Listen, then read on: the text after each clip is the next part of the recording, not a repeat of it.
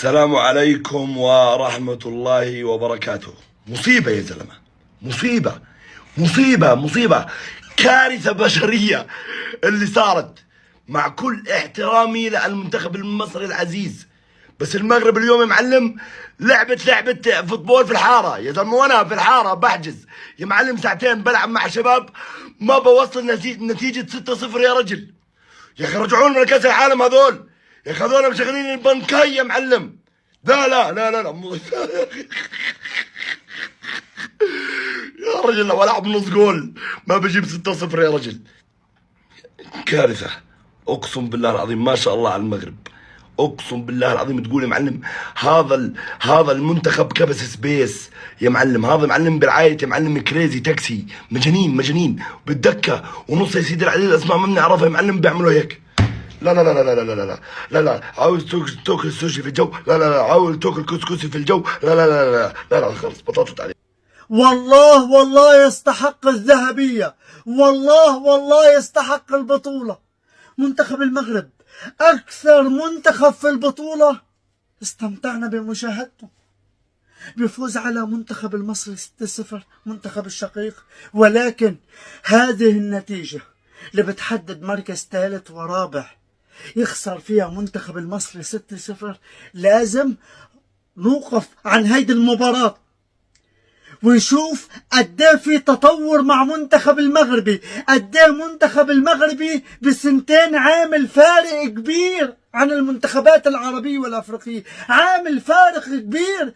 منتخب المغربي في بطولة كأس العالم رابع في قطر، في بطولة الأولمبياد ثالث. ما شاء الله ما شاء الله. سفيان رحيمي أول لاعب في تاريخ البطولة بيسجل في كافة المباريات، وهداف البطولة. أول لاعب في التاريخ بيسجل بجميع دور المجموعات لحد الآن. شوفوا قوة منتخب المغربي، ما شاء الله يستحق الذهبية. كلمة حق هارد لك للشقيق منتخب المصري، ولكن منتخب المغربي للأمانة تطور رهيب، مستقبل رهيب، وفارق كبير عن المنتخبات العربية والأفريقية. منتخب المغرب تستاهلون، والله تستاهلون يا اخوان. الف مبروك لمنتخب المغرب، الميدالية البرونزية، يحقق انجاز تاريخي منتخب المغرب. يا اخوان اليوم منتخب المغرب يقسو على المنتخب المصري، مش بس يقسو، دمر المنتخب المصري تدمير بنتيجة 6-0. ابداع عبد الصمد الزلزولي، ابداع سفيان رحيمي، ابداع اشرف حكيمي. يا سلام يا سلام عليكم يا المغرب. والله منتخب المغرب يا اخوان كمان كان بيستحق الميدالية الذهبية. انا برأيي شخصي يا سلام على المغرب، يا سلام على النجوم اللي عندهم، يا سلام على الاسماء. هذا المنتخب يلي بيرفع الراس يا اخوان. منتخب المغرب انهى الكلام، ما بتقدرش يعني من كثر ما انهى الكلام مش قادر اعبر بكلام قد ما هو لعبهم جميل ولعبهم رائع يعني على المنتخب المصري، وفايز 6-0. انا يا اخوان من الاول قلت منتخب مصر منتخب صحيح انه وصل لنصف النهائي، يعني مش تقليل منه، وصل نصف النهائي بس مش هذاك المستويات يقدمها، يعني منتخب مش قوي. منتخب المغرب منتخب مرعب، ومنتخب للمستقبل، منتخب جبار. معلومات بتقول انه حفاظا على مشاعر الشعب المصري والمنتخب المصري، طبعا الف مبروك للمغرب. 6-0 6-0 لصالح المغرب على مصر. على مين؟ على مصر. حفاظا على مشاعر الشعب والمنتخب والعلاقات المغربية المصرية، سفقوهن المغاربة للمصاروي 6-0، سفقوهن 6-0.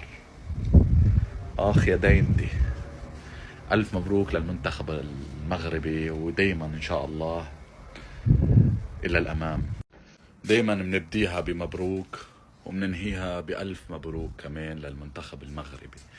بس انه 6-0 لصالح المغرب على مصر، يعني نصيحتي للشعب او للمنتخب المصري، يعني اذا بترجع على الزراعة وتربية المواشي احليلك، لشو تلعب فوتبول؟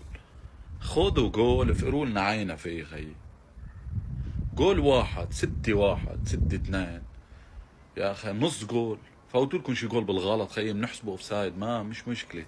6-0. كل الحب للمنتخب المغربي، دايما بيرفع الراس، وانا منذ البداية بشجع المغرب ورح ضل شجع المغرب ربحا او خسارة. وبالنسبة للشعب او للمنتخب المصري على البيت هيك من دون، اوعى تطلع وراك، اوعى. اخواتنا المغاربه اهدوا علينا شويه، اهدوا علينا شويه، كفايه.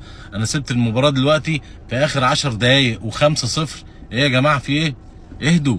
مش كده، احنا عملنا بطوله حلوه الاتنين وكنا بنشيد بفرقتين كده، احنا بنضيع مستقبل العيال دي. اهدوا علينا شويه، احنا اخوات مش كده. 5 يا جماعه، انا معرفش دلوقتي النتيجه وصلت كام. احنا النهارده سيئين جدا، احنا ضايعين، الدفاع مفيش. مش معقول عشان بس عندك لاعب من الدفاع اتطرد المباراه اللي فاتت الدفاع يكون بالشكل ده. مش معقول عشان زيزو اتصاب في بدايه الشوط الاول نطلع بالشكل ده. عندنا تسرع، ما عندناش دفاع قوي، ما عندناش تنظيم، كل حاجه النهارده سيئه. المغاربه النهارده رائعين بصراحه. فريق المغرب المفروض يكون في النهائي، ده اللي انا قلته المره اللي فاتت. المغرب كان خساره يخسر قدام اسبانيا، انما احنا ما لعبناش قصاد فرنسا. الفريق المغربي كله نجوم، يستاهلوا المكسب، يستاهلوا ان هم فعلا كانوا ياخدوا البطوله دي، يستاهلوا ان هم كانوا يبقوا النهارده في النهائي، مش في تحديد المركز الثالث والرابع يلعبوا على برونزيه. سفيان رحيمي بالنسبه لي هو افضل هداف في اسيا وفي افريقيا. الموسم اللي فات ده سفيان رحيمي مكسر كل الارقام. الراجل البطوله دي حط 8 اهداف لحد دلوقتي. انا معرفش ال10 دقايق دول هيحصل فيهم ايه، معرفش اذا كان هيحط اهداف تانية ولا لا. مش معقول. سفيان رحيمي حاله استثنائيه، مهاجم استثنائي. ده كان في مهاجم مصري انا نسيت الاسم دلوقتي، كان من اولمبياد 64 محقق رقم انه جايب 8 اهداف، ما كانش فيه ولا افريقي ولا عربي قادر يكسر الرقم ده. جه سفيان رحيمي النهارده عادل الرقم وضيع كل حاجه، ويا عالم هيعدي الرقم ده ولا لا. هو ده سفيان رحيمي يا موسيماني، يلي ربنا يسامحك. ده اللي اتعرض عليك ورحت تجيب لي ميكيسوني ومعرفش ايه يا راجل. سفيان رحيمي، شوف سفيان رحيمي مستواه عامل ازاي. شوف اشرف حكيمي كابتن الفريق ونجم باريس سان جيرمان، شوفوا بيلعب بالروح القويه دي ازاي. عشان احنا منتخبنا ده لا اهلي رضي يدي لعيبه من عنده، ولا محمد صلاح رضي يجي، ليفربول رفض، ولا تريزيجيه رضي حتى الفريق التركي يسيبه يجي يلعب. شوفوا اللعيبه بتلعب بالروح عامله ازاي. للتاريخ يا مغاربه، للتاريخ يا مغرب. ألف مبروك للمنتخب المغربي الحبيب وهارد لك مصر. 6 يا مصر، يلي ما تخاف ربك. 6 في الأولمبياد قدام العالم تفضحونا. يا راسي 6. سفيان رحيمي سجل هدفين. ولا لا لا لا لا لا لا، شدي ولدك يا خالة، شدي عليا. مبروك يا مغرب، مغرب التاريخ يكتب تاريخ. مبروك البرونزية، لا تليق إلا بأبطال المغرب. الأفراح من مراكش إلى مدينة أسفي، إلى الدار البيضاء، إلى مدينة خريبكا. مبروك لكل أصدقائي المغاربة. حظ أوفر المصريين، تمنيت أن مصر تخسر اليوم، ولكن ليس بهذه الطريقة، بالستة ومع الرأفة. ولا تنسى اللايك والفول. وقبل أروح، تكفون يا رجال، تكفون. سفيان رحيمي يا عالم، سفيان في الاتي. المنتخب المغربي يسحق المصري بسداسية ويقتنص أولى بطولات العرب في كرة القدم في الأولمبياد. الميدالية البرونزية. 1000 مليون تريليون زليون مبروك للمنتخب المغربي ولعشاق المنتخب المغربي. إنجاز جديد يضاف للكرة المغربية ونجاح جديد يضاف للكرة المغربية، وهو الحصول على الميدالية البرونزية في أولمبياد باريس. أول منتخب عربي يحصل على ميدالية في مسابقة كرة القدم، وبالتالي المنتخب المغربي يسير بخطى ثابتة في نجاح نحو نجاح، ونجاح يسير فوق نجاح. وبالتالي المنتخب المغربي دائما بيثبت انه هو الرائد، انه هو السائد، انه هو المسيطر والمهيمن على الكرة العربية، وهو افضل منتخب عربي انجبته الكرة العربية. وسلام يا كرام. عيب على المنتخب المغربي اللي سواه في مصر، والله عيب. خلاص احنا منتخبات عربية، 3-2 تكفي. خلاص انتوا كويسين وانتوا احسن. ليه الاجرام هذا وصلت ل6؟ ليه؟ المغرب ابو الدنيا. 1 2 3.